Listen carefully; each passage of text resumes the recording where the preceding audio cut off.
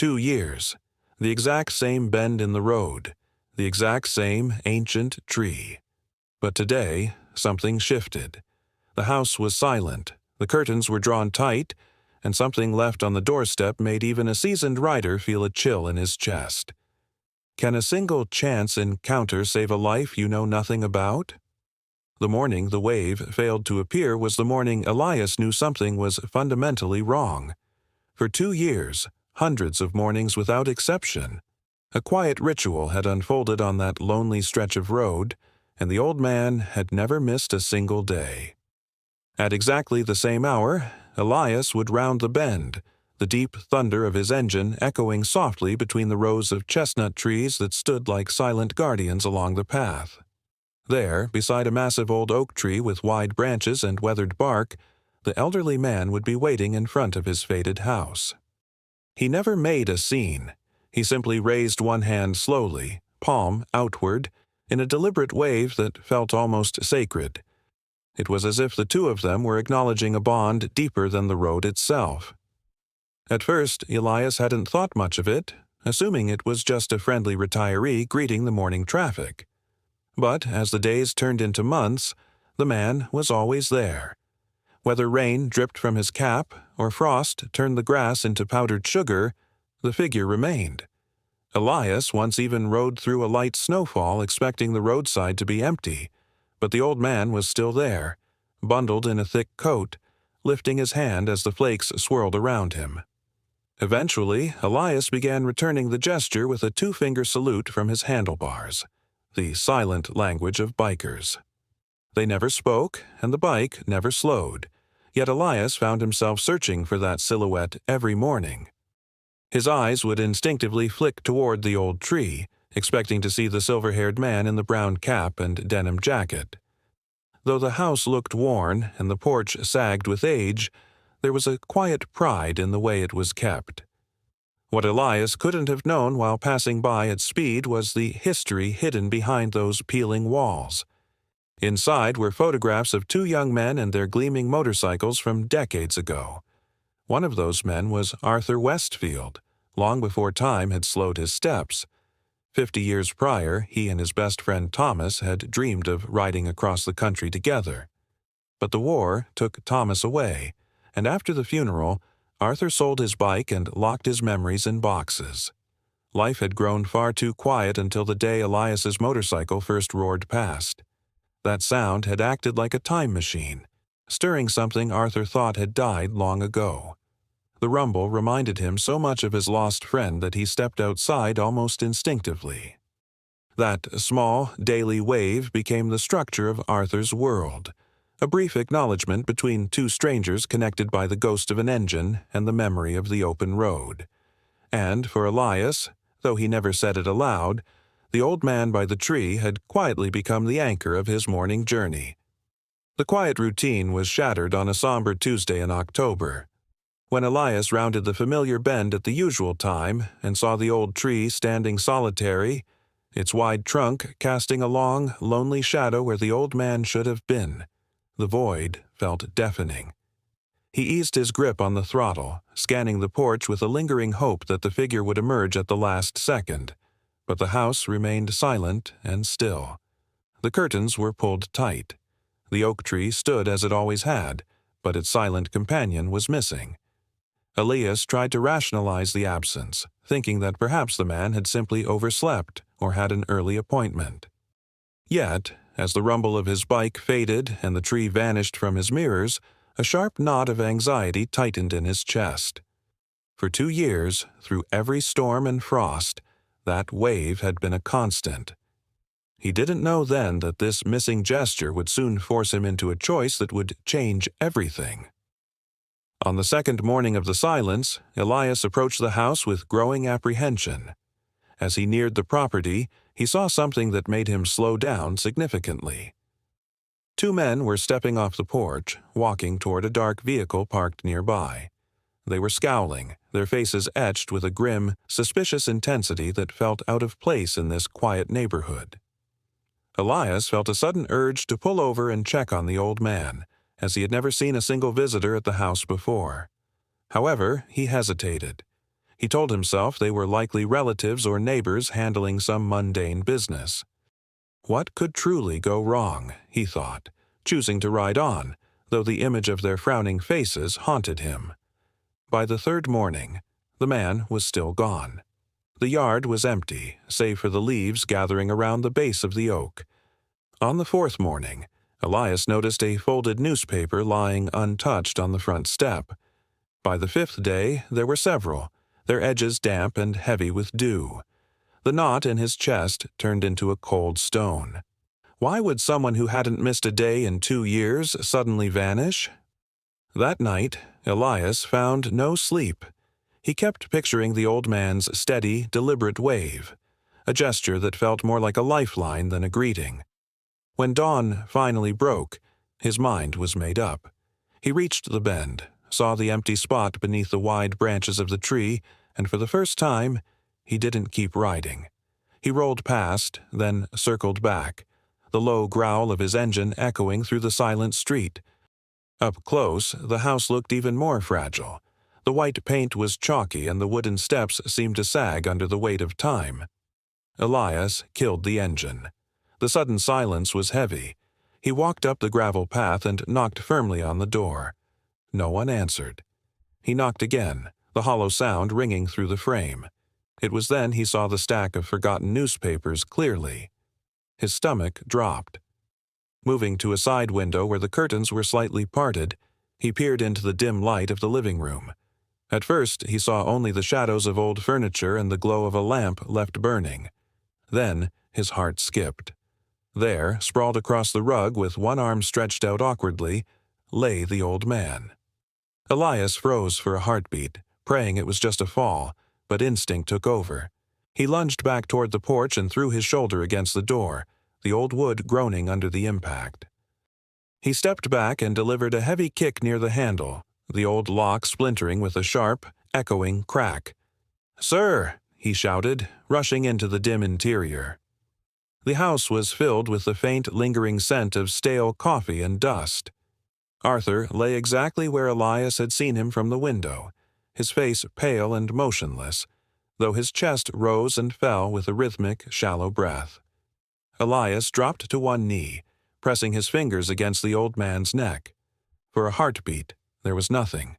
Then a pulse flickered, weak and erratic, but alive. Elias let out a sharp breath of relief and fumbled for his phone, dialing emergency services while keeping a steady hand on Arthur's shoulder. "I need an ambulance," he said urgently to the dispatcher. "Elderly male, unresponsive. He's breathing, but barely." Minutes later, the wail of sirens began to bleed through the quiet neighborhood.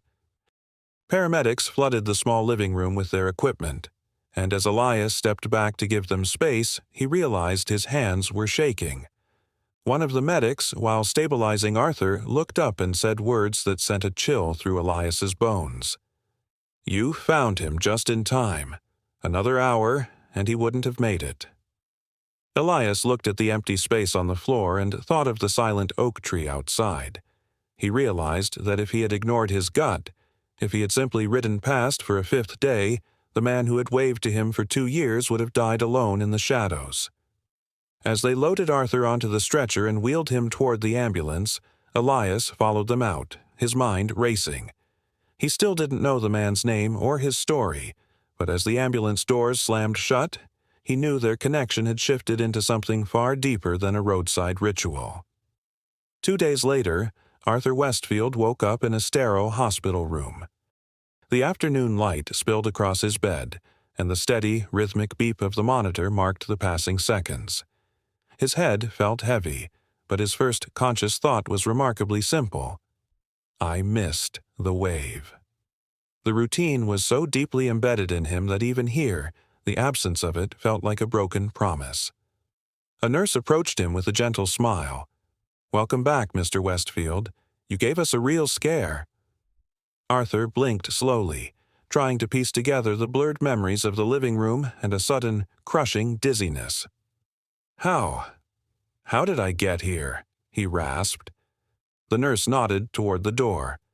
"Someone found you. If he hadn't, things would have ended very differently." Before Arthur could process this, the door pushed open. A tall man in worn boots and a black riding jacket stepped inside. Arthur stared, his mind finally connecting the face to the rider he had watched for hundreds of mornings. A spark of recognition lit his tired eyes. "You turned around," Arthur whispered. Elias shifted awkwardly at the foot of the bed, feeling the weight of the moment.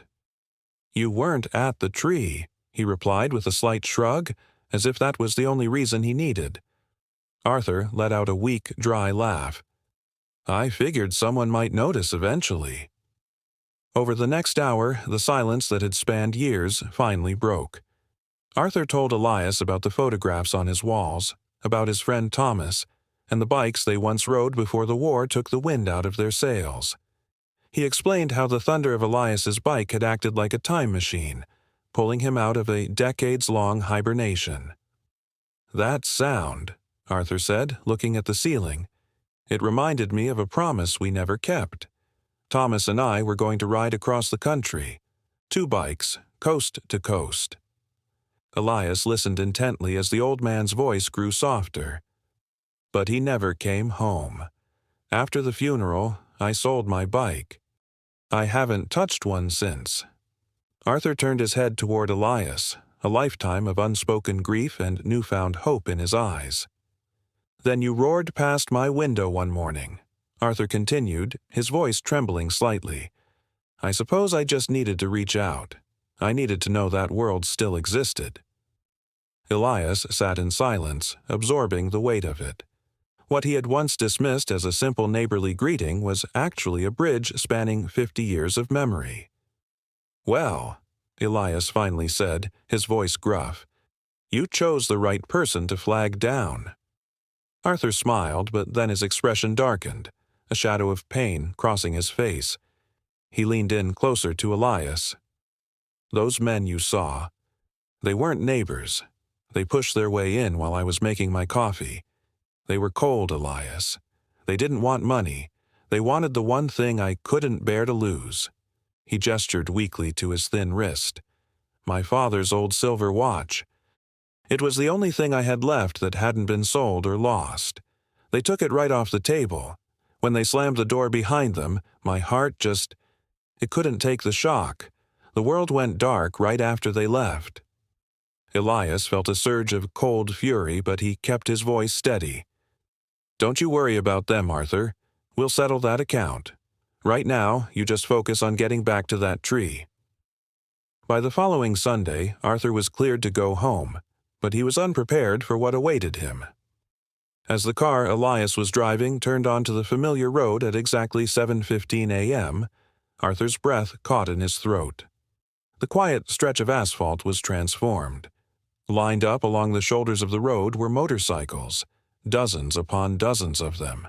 Their chrome surfaces caught the morning light like a sea of diamonds. Members of Elias's own crew stood at the front, but the word had traveled like wildfire through the biking community. Over 80 riders had gathered, their engines humming a low, powerful chorus that vibrated in the crisp air. Neighbors stood on their porches in awe, watching the massive assembly. Elias helped Arthur out of the car. The old man leaned heavily on his cane, his eyes wide as he took in the sight of the bikes stretching in both directions from his old oak tree. "What is all this?" Arthur whispered, his voice cracking. Elias reached into his side bag and pulled out a weathered leather vest, heavy and smelling of the road. He draped it over Arthur's shoulders. On the back, a new patch had been stitched. "The road remembers." Arthur ran his fingers over the leather, unable to find words. He looked up at the rows of riders, all of whom had their helmets tucked under their arms, watching him with a silence that commanded more respect than any speech. Some raised a hand, others gave a solemn nod. "You're doing this for me?" Arthur asked, a tear finally escaping. Elias smiled and adjusted the vest on the old man's shoulders. "You stood by this tree and waved at me every single morning for 2 years, even when the world felt empty. I figured it was time the whole brotherhood waved back." At that moment, The engines roared to life in a synchronized thunder that shook the very leaves of the oak tree. One by one, the riders began to file past. As each bike crossed the spot where Arthur stood, the rider lifted a hand in that same steady, deliberate wave that Arthur had given for so long. When the last of the group had vanished over the hill, only Elias remained. He leaned against his handlebars and looked at his friend.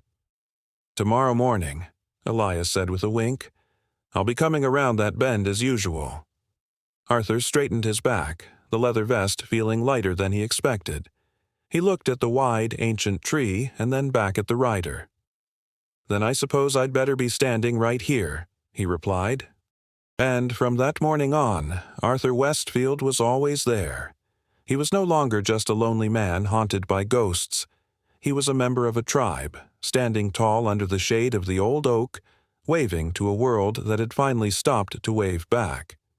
In a world where everyone is in a constant rush, the most valuable thing we can do is simply know when to stop. The story of Elias and Arthur teaches us that indifference is not just a lack of action. It is a quiet erosion of the connections that hold our society together. Being compassionate doesn't always require grand gestures. Sometimes it is simply the ability to trust your intuition when the familiar rhythm of someone else's life suddenly falters. It's noticing the untouched newspapers on a porch, sensing the anxiety in a stranger's eyes, or choosing not to ride past when your gut tells you something is wrong.